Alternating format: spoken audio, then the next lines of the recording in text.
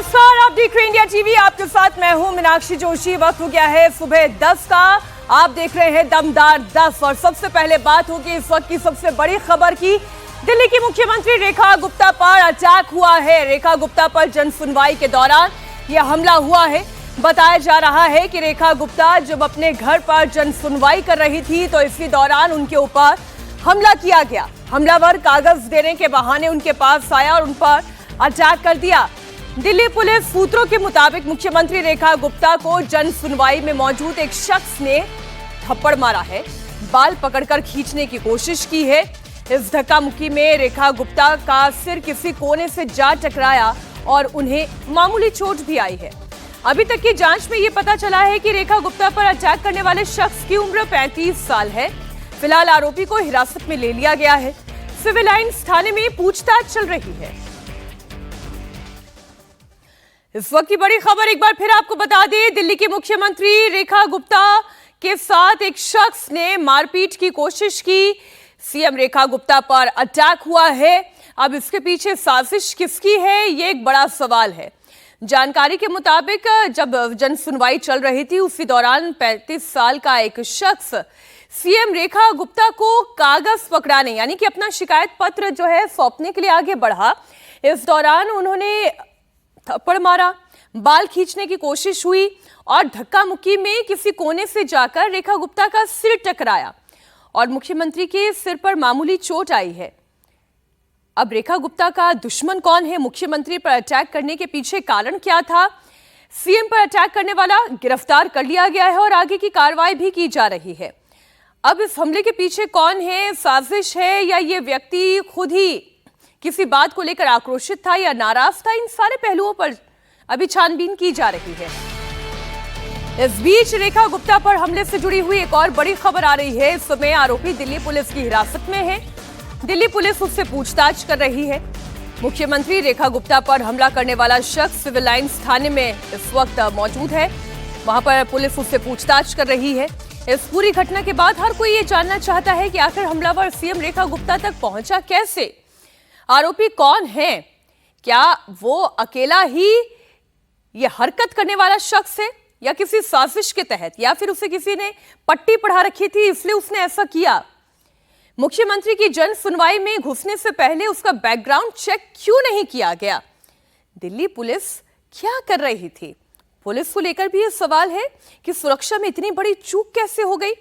इस बीच दिल्ली बीजेपी अध्यक्ष वीरेंद्र सचदेवा ने रेखा गुप्ता से उनके घर पर मुलाकात की। वीरेंद्र सचदेवा ने कहा है कि आरोपी ने रेखा गुप्ता का हाथ पकड़कर खींचने की कोशिश की थी और इसी धक्का मुक्की में सीएम के सिर पर किसी कोने से चोट आई। सुबह जन सुनवाई के दौरान मुख्यमंत्री जिस तरह से जनता के बीच में रह के लगातार बात करती हैं वो बात कर रही थी। ऐसे में एक शख्स उनके पास आता है, कुछ कागज आगे रखता है और अचानक उनका हाथ पकड़कर उनको खींचने की कोशिश करता है और उस दौरान थोड़ी सी धक्का मुक्की जो होती है तो कुछ सर उनका शायद हल्का सा लगा है किसी कोने पे और उसके बाद तत्काल लोगों ने उसको पकड़ लिया। कौन है वो आदमी, क्या उसकी जानकारी है, पुलिस जांच पड़ताल कर रही है। तो मुझे लगता है कि आपको तब तक रुकना चाहिए जब तक पुलिस जांच पड़ताल ना कर ले, उसके बारे में जानकारी ना मिल जाए, क्योंकि लगातार उसकी एक बार जांच पड़ताल हो जाए। मुख्यमंत्री की हालत अभी स्थिर है, डॉक्टर्स उनको देख चुके हैं। कुछ उनको क्या चोटें आई? नहीं, मैंने बताया ना कि सदमा जरूर लगा है जिससे उनको थोड़ी चिंता हुई है, लेकिन हमने मुख्यमंत्री से मैं मिलकर आया हूँ और उस बहन को, मजबूत महिला है वो जानती हैं कि उनकी कमिटमेंट दिल्ली के लिए है और उन्होंने इस बात को स्वीकार किया है कि मैं अपने रोजमर्रा के कामों से नहीं रुकूंगी। इस वक्त हमारे सहयोगी शोएब रजा और इला कासमी सीएम आवास से लाइव जुड़ गए हैं। शोएब, ये बताएं पहले तो कैसी स्थिति है मुख्यमंत्री रेखा गुप्ता की? बिल्कुल, देखिए कुछ ही देर पहले मेडिकल की जो टीम है वो अंदर गई थी। अभी स्थिति ठीक है और इस पूरे एरिया को, जो मुख्यमंत्री का आवास है जहां इस वक्त हम खड़े हैं राजनिवास के पास, इसको पूरा एक तरीके से कवर कर दिया गया है। जो बैरिकेड है आसपास, क्योंकि पूरा रोड बंद कर दिया गया है। अब मीडिया के लोग ही यहाँ पर मौजूद है, इसके अलावा मीडिया के लोग यहाँ पर मौजूद है। बैरिकेड लगा दिए गए ताकि कोई और यहाँ पर अंदर न आ सके।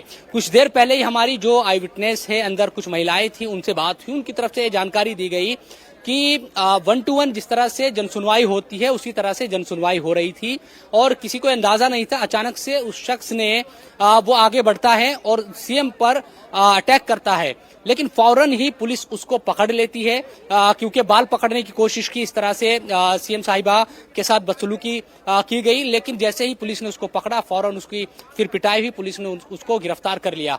कुछ महिलाएं, क्योंकि हमारी बात हुई, कोशिश करते हैं एक बार और अगर उनसे मैं जो चश्मदीद है इस पूरी घटना की उनसे बात कर सकूं, क्योंकि अब लाइव है। अगर मैम आप अगर 1 मिनट का वक्त दे सके, आप लाइव है टीवी पर क्योंकि आप चश्मदीद है, प्लीज आप बात कर सकती हैं। मैं निकलूं, बहुत देर हो गई। अच्छा, एक बस छोटा सा आपसे ये जानना चाह रहे हैं, हम लाइव है इंडिया टीवी पर, कि क्या आपने उस वक्त देखा, क्योंकि आप चश्मदीद है, उस वक्त वहां पर मौजूद थी। जी, क्या कहना चाहते हैं? मैं बस यही कि आपने उस वक्त क्या देखा जब अटैक हुआ, अगर आप बता सके। आप वहां पर मौजूद थी, कौन था वो शख्स, कुछ उसका पता चल पाया, कुछ चीजें? देखिए, वो तो अभी पुलिस स्टेशन में इंक्वायरी हो रही है और पूरी तरह से ही होगी।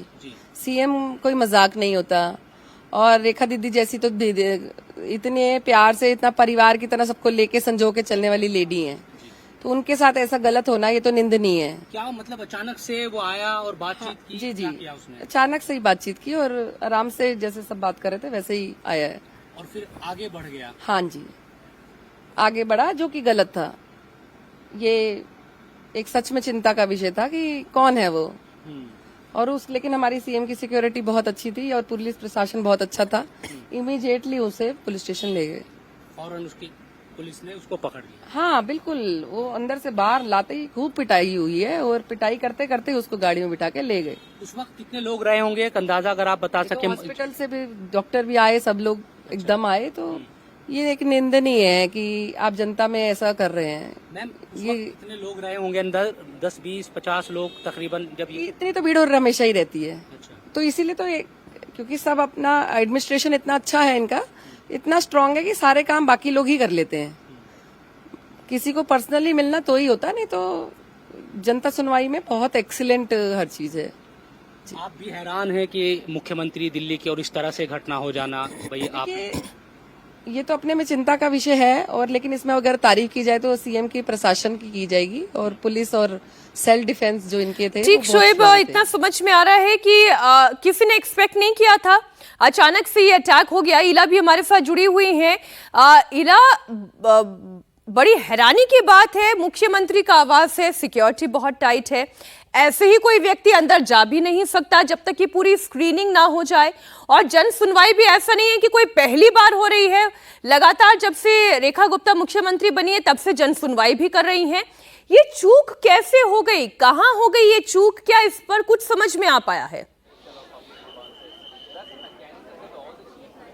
जी बिल्कुल मीनाक्षी, सही सवाल है आपका कि आखिर ये चूक हुई तो हुई कैसे, क्योंकि मुख्यमंत्री आवास है, जन सेवा सदन है। ये देखिए, ये इसीलिए शुरुआत की गई थी ताकि लोगों की बात सुनी जा सके, ताकि उनकी समस्याओं का निवारण किया जा सके। इसीलिए इस जन सेवा सदन की शुरुआत की गई थी और इसीलिए हर रोज की तरह यहाँ पर लोग आए थे अपनी समस्याओं को लेकर के। लेकिन आज जिस तरह से हमला हुआ, इस शख्स ने जो कि 35 साल का बताया जा रहा है, वो हमला करता है। अब देखिए, धीरे धीरे करके यहाँ पर दिल्ली सरकार के सभी मंत्री भी पहुंच रहे हैं और वहीं दिल्ली प्रदेश के अध्यक्ष बिल्कुल आप बनी रहिए इला हमारे साथ। इस बीच दिल्ली सरकार के मंत्री मनजिंदर सिंह सिरसा भी पहुंचे। आरोपी ने अपना नाम राजेश भाई खिमजी बताया है। इस वक्त की बड़ी खबर आपको बता दें, दिल्ली की मुख्यमंत्री रेखा गुप्ता पर हमला करने वाला शख्स, इसका नाम है राजेश भाई खिमजी। इसकी उम्र 35 साल के करीब बताई जा रही है। गुजरात के राजकोट का रहने वाला है राजेश भाई खिमजी, जिसने दिल्ली की मुख्यमंत्री रेखा गुप्ता के ऊपर हमला किया। इस वक्त की बड़ी खबर एक बार फिर इंडिया टीवी के दर्शकों को बता दें, वो तमाम दर्शक जो अभी अभी हमारे साथ जुड़े हैं। दिल्ली की मुख्यमंत्री रेखा गुप्ता के ऊपर हमला किया गया। हमला करने वाला शख्स राजेश भाई खिमजी है। गुजरात के राजकोट का रहने वाला आरोपी राजेश भाई खिमजी बताया जा रहा है। इसने मुख्यमंत्री रेखा गुप्ता पर हमला किया। 41 साल इसकी उम्र है। इस वक्त राजेश पुलिस की हिरासत में है। ये बड़ी खबर आ रही है, एक बार फिर आपको बता दें। राजेश भाई खिमजी गुजरात के राजकोट का रहने वाला, 41 साल इसकी उम्र। इसने मुख्यमंत्री के ऊपर हमला किया। अब हमला करने के पीछे कारण क्या था और डिटेल्स के लिए हमारे सहयोगी कुमार राजेश जुड़ गए हैं, माफ कीजिएगा कुमार सोनू जुड़ गए हैं। सोनू बताएं क्या अभी तक आपके पास जानकारी आई है? देखिए, शुरुआती जांच में इसका नाम जो है आरोपी का राजेश निकलकर सामने आ रहा है। ये गुजरात के राजकोट इलाके का रहने वाला है। फिलहाल जो है पुलिस अब पूरे मामले की जांच में जुटी है कि आखिर ये शख्स दिल्ली क्यों आया, क्या दिल्ली रहता था या फिर ये दिल्ली आया था स्पेशल इस घटना को अंजाम देने के लिए। तमाम एंगल्स हैं जिनको लेकर अब जो है पुलिस पूछताछ कर रही है इससे सिविल लाइन थाने में दिल्ली के। जी क्या इरादा था इसका? क्या बहुत नुकसान पहुंचाना चाहता था? कोई नाराजगी थी मुख्यमंत्री को लेकर, या अकेला ही ये हरकत कर रहा था, या इसके पीछे कोई और भी साजिश हो सकती है, कोई पॉलिटिकल एंगल भी हो सकता है क्या? देखिए, अभी तमाम जो पॉलिटिकल एंगल्स हैं उनको लेकर पुलिस जांच में जुटी हुई है। पुलिस लगातार इससे पूछताछ कर रही है। तमाम जो दिल्ली पुलिस के आला अधिकारी हैं वो सिविल लाइन थाने के अंदर इस वक्त मौजूद हैं और लगातार ये इस आरोपी से पूछताछ की जा रही है। फिलहाल दिल्ली पुलिस ने इसको गिरफ्तार कर लिया है। अब आधिकारिक तौर पर मुकदमा दर्ज किया जा रहा है और बताया जा रहा है कि राजेश भाई खिमजी जो है वो राजकोट गुजरात का रहने वाला है। पुलिस के जो टॉप ऑफिशियल्स हैं उन्होंने हमें ये बात कंफर्म की है। फिलहाल ये दिल्ली में ही रहता था या फिर दिल्ली आया था गुजरात से और इस पूरी घटना को अंजाम दिया। ये तमाम ऐसे सवाल हैं जिनके जवाब जो है दिल्ली पुलिस अब इस आरोपी से जानने की कोशिश कर रही है। फिलहाल राजेश भाई खिमजी जो कि राजकोट गुजरात का रहने वाला है उसे दिल्ली पुलिस ने गिरफ्तार कर लिया है। कुमार, आप और जानकारियां जुटाएं, आप हमारे साथ बने रहें। इस बीच दिल्ली सरकार के मंत्री मनजिंदर सिंह सिरसा ने बड़ा दावा किया है। सिरसा ने कहा है कि मुख्यमंत्री रेखा गुप्ता पर हमले के पीछे राजनीतिक साजिश है।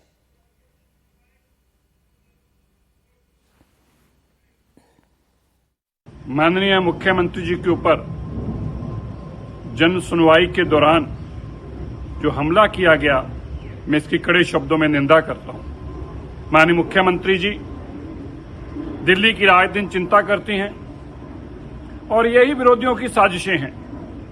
उनसे ये बर्दाश्त नहीं होता कि एक मुख्यमंत्री कितने घंटे पब्लिक के बीच में रहता है, जनता को आमतौर पर मिलते हैं, अपने निवास स्थान पर जिसका दिल करता हो आके मिल सकता है।